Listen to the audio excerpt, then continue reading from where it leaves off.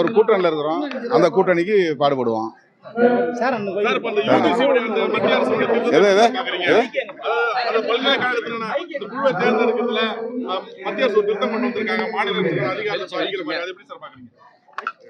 யுஜிசியுடைய புதிய விதிகள்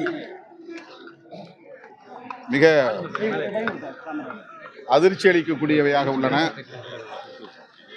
துணைவேந்தர் நியமனம், பேராசிரியர்கள் போன்ற பொறுப்புகள் நியமனம் ஆகியவற்றில் மாநில அரசுகளுக்கு எந்த அதிகாரமும் இல்லை என்கிற நிலையை ஏற்படுத்தி இருக்கிறது.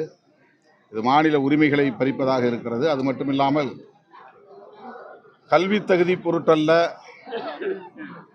தலைமைத்துவமும் நிர்வாகத்திறனும் இருந்தால் போதும் என்கிற ஒரு வரையறையும் கொண்டு வந்திருக்கிறார்கள். இதன் மூலம் அவர்கள் RSS அமைப்பை சார்ந்தவர்களை நியமிப்பதற்கு சதித்திட்டம் தீட்டுகிறார்கள் என்ற சந்தேகம் எழுந்துள்ளது. ஆகவே இது ஒரு சனாதன சதி என்றே விடுதலை சிறுத்தைகள் கருதுகிறோம். இந்தியா கூட்டணியை சார்ந்த தலைவர்கள், குறிப்பாக தமிழ்நாடு முதல்வர் தளபதி ஸ்டாலின் அவர்கள் அகில இந்திய அளவிலே இதற்கு எதிராக இந்தியா கூட்டணி தலைவர்களை ஒருங்கிணைக்க வேண்டும், இதை திரும்ப பெறுகிற வரையில் அழுத்தம் கொடுக்க வேண்டும் என்று வலியுறுத்துகிறேன். பாலாற்று நடுவே வந்து தடுப்பணை கட்டும்